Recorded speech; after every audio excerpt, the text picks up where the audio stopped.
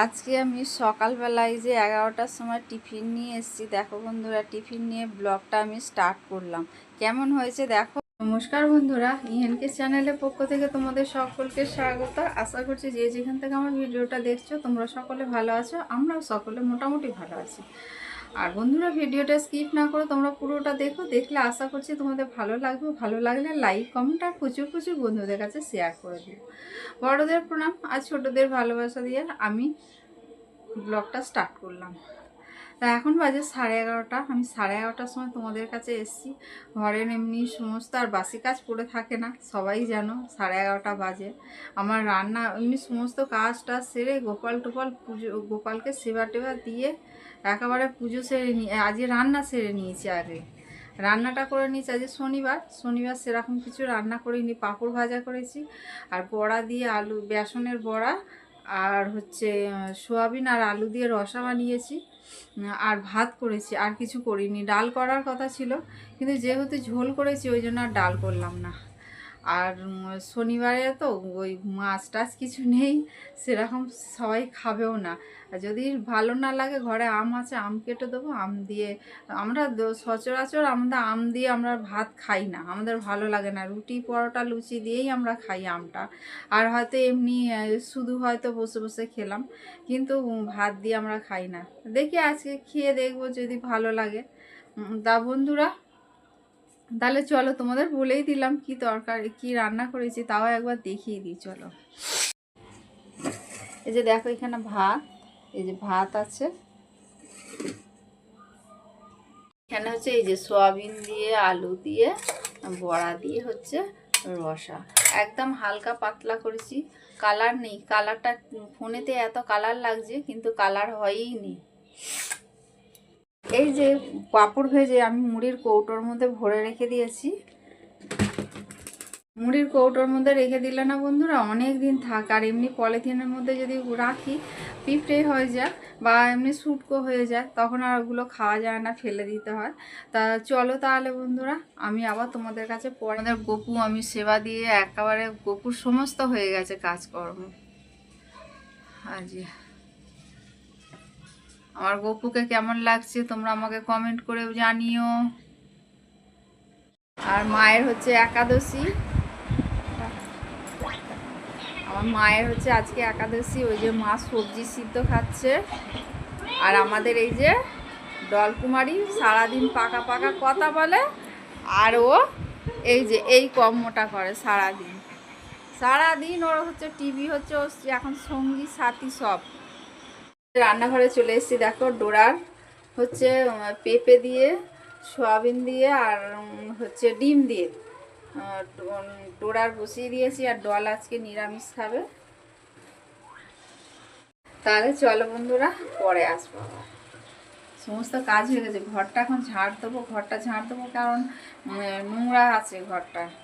কোথা থেকে এত নোংরা আছে কি জানি না। চলো,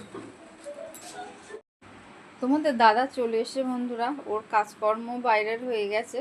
তা আমরা খেতে বসে গেছি। আর কি রান্না করেছি তোমরা তো জানো, তোমাদের বলেওছি, তারপরে দেখেও দিয়েছি। যে তোমাদের দাদাকে ভাত দিলাম, আর তোমাদের দাদাকে উৎপাত করছে ডল। ডল ওকে খেতে দিচ্ছে না।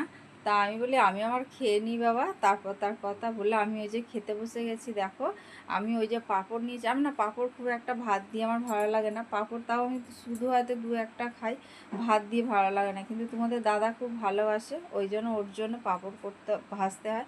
তাহলে বন্ধুরা, এখন বাজে 3:45। আমি চা করতে এসেছি। তোমাদের দাদা কাজে বেরোবে আজকে, আর ওষুধ আনতে যাবে না, আজকে কাজে যাবে। তা ওই জন্য আজকে আর অর্ডারপত্র সেরকম পাইনি, ওই জন্য আজকে আর যাবে না। আর ও এখন বললো চা বসাও, চা খেয়ে আমি কাজে যাব। ওই জন্য এসেছি চা বসাতে। চা দিই ওকে। চা আমিও খাবো একটু। আমার বিকালবেলা ওর সঙ্গে চা খেতে হয় আর কি। সকালবেলাও যেমন খাই, বিকালেও তেমন খাই ওর সঙ্গে চা। আর চায়ের মধ্যে না আমি একটু আদা দিই। আদা না দিয়ে আমার চা খেতে ভালো লাগে না। আমার আদা দিয়ে চা খেতে খুব ভালো লাগে।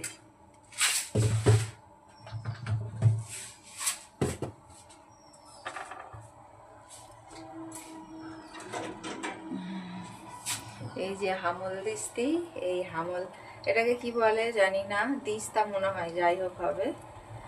এটা দিয়ে এখন আদা থেতো করবো।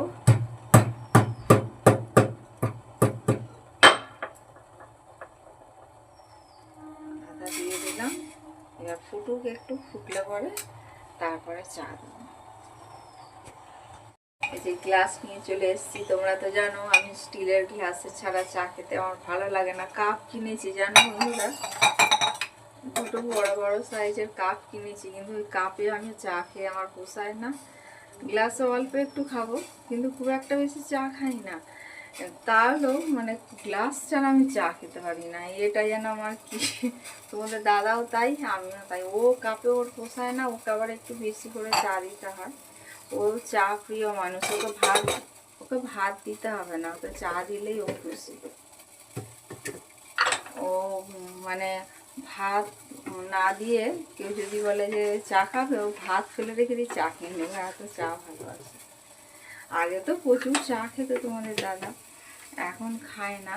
এখন ওই যে শরীরটা খারাপ করলো না, নার্সিংহোমে ভর্তি ছিল তোমাদের দাদা, 9 দিন, 1 বছর হয়ে গেল। মানে 1 বছরের কথা বলছি আর কি, আগেকার কথা। ভর্তি ছিল, 9 দিন ভর্তি ছিল হাসপাতালে, নার্সিংহোমে ভর্তি ছিল। তা সেই থেকে চা খাওয়াটা এখন কমিয়ে দিয়েছে অনেকটা, কিন্তু একটা নেশা আমি কমাতে পারিনি। অনেক চেঁচামেচি করি, ভদ্রতা দেখায়, ঘরে খায় না, কিন্তু বাইরে খায়। বিড়ি প্রচণ্ড পরিমাণে বিড়ি খেত আর কি, এখন তার তুলনায় অনেক কমিয়ে দিয়েছে, কিন্তু কমিয়ে দিলে কী হবে, পুরোপুরি কমাতে পারেনি। ওই জন্য মাঝে মাঝে রেগে যাই, মাঝে মাঝে চেঁচামেচি করি।